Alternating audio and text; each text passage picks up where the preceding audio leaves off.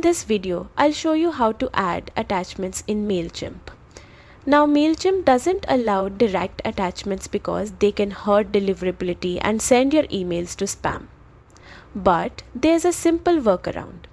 Upload your file to Mailchimp and share it through a download link. Once you're logged in, head to the Content Studio from the left panel.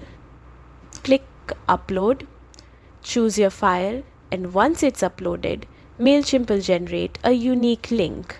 Copy that link. It's your attachment shortcut. Go back to your campaign. You can add the link in a text block by typing something like download here, highlight it, click the link icon and paste your URL. Or for a cleaner look, add a button block and paste the link into the button settings. And that's it. You've added an attachment in Mailchimp the smart way. Simple, effective, and safe for your deliverability. Thanks for watching and happy emailing.